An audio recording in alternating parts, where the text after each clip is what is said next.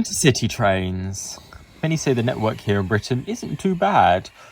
We don't have any high-speed rail lines crossing the country yet, but we still have around 3 intercity trains per hour between our 3 biggest cities, and most other connections are at least once or twice an hour.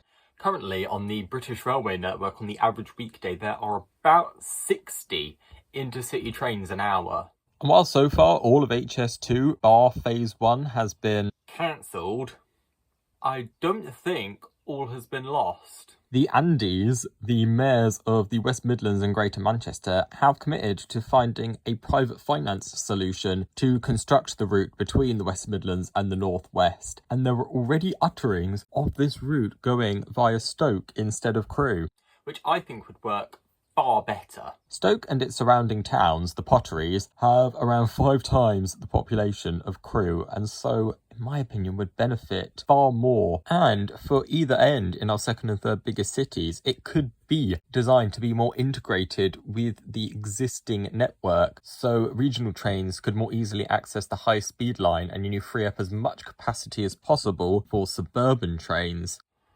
As for the East Midlands, I do see the benefits of the East Midlands hub station proposal, where you would change for trains to Derby, Nottingham, Chesterfield and Leicester and so on. But I think there would be a lot of fluctuation with how full trains are leaving that station. They would have to be very carefully timed to meet with the intercity trains coming in. They couldn't just be clock face, and that has a knock-on effect for the rest of the region. People making local trips, they don't have a regular timetable that they can just imprint in their brain.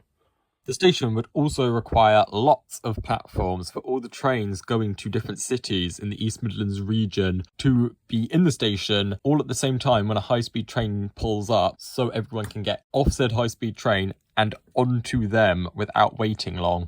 This is more of a personal note, but bloody hell, I imagine the development that would happen around that station would be disgusting. I'm not a fan of modern architecture, and I predict the surroundings of this station would just be dull. It would just be offices. And no one is going to visit this place, the East Midlands hub. It would just be for changing trains. And I think if you have to change trains to get into Nottingham, this isn't only underserving a massive city, but I think it will disincentivise people from visiting the place. Nottingham has a lot of very quintessentially English landmarks. Its castle, the links to Robin Hood especially, and what is supposedly the oldest pub in England. I think it would be such a shame if reorganising the train network made Nottingham a backwater, which is why I think we should select it as the biggest city in the East Midlands region for an intercity high-speed line to go through, and we could have a shared intercity suburban train tunnel under the city centre of Nottingham, so that trains heading north-south can go through the city. However, within this, Leicester, Derby and Chesterfield and so on would still keep all the train connections they have today, more or less, just with regional trains, and the very low stop intercity trains specifically go through this tunnel in Nottingham. Beyond this, I would, of course, build the Northern Powerhouse rail alignment. However, my idea for Liverpool to Manchester would be going alongside the M62, as it would be a lot more direct.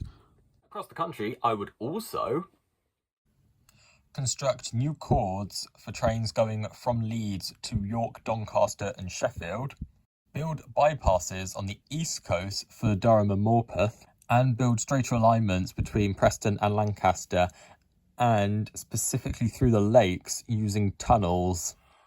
A sort of distant future plan I have is this direct rail cord from Reading to Swindon.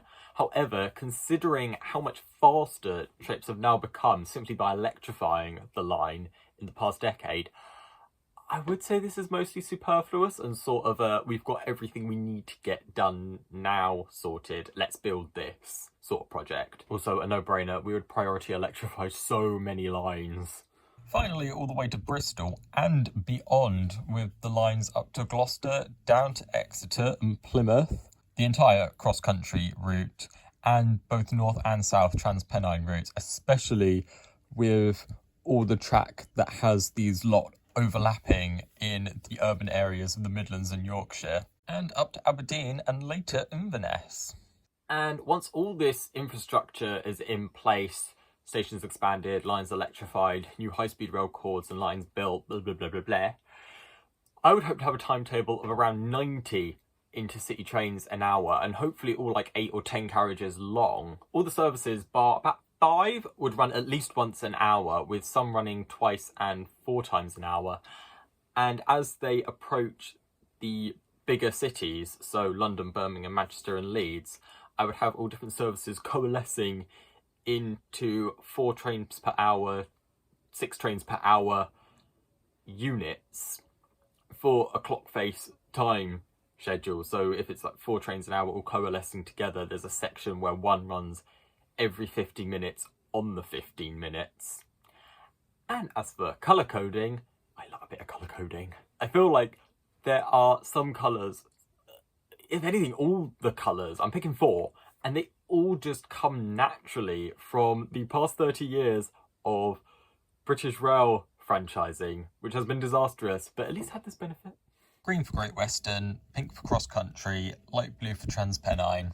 And whilst around half of these services would be originating in London up to Midlands, North and Scotland, even though right now they're separated 3 ways, I would just have them all be red. I'd have West Coast and Midland both using HS2, and I think it just simplifies things, and it just feels like the quintessential intercity colour in this country. I know in Germany it's the other way around, the local trains are red, but we're not Germany. We're Britain, where currently red is the colour of LNER and the East Coast, and was the colour for the West Coast for 2 decades? I think even longer than that. My last point is on catering. With trains so long, I definitely think everyone should have a buffet carriage. And it shouldn't be, okay, we've got the buffet carriage and then just normal seating. It should be like table seating. And for ordering, it's the 21st century. Definitely QR codes on seats. You order on an app at your seat. And then once you get to the kiosk, you're waiting 5 seconds. You get a notification, your food's ready, and you wait 5 seconds. But I would also make sure to definitely have some hot options. And then you can go to the little tables and eat. For most trains, I would keep it quite simple. But if the train is above 4 hours, I do think it would be a delightful option to have formally cooked meals on the train. I recently went on the Wales premiere set, and there was something just sophisticated of having a 3-course cooked meal while you're watching the countryside whiz by your window. And it's a really efficient use of time. You get a really good hearty meal that you eat on the train whilst you're travelling. It was time in your day you were going to have to use up. And it's more option than just the meal deal of whatever supermarket is at your alighting station. And there we go. My thoughts on intercity trains, their corresponding infrastructure, how they could be reorganised and everything in between. I hope you've enjoyed the first proper episode in depth about the train network itself of this series. If you want to be notified when the next episode of this is live, make sure to subscribe. It's going to be all about one of my favourite types of trains, sleeper trains. All that's left to say is, I have been Jack the Intrepid Train Traveller, and I'll see you in the next one.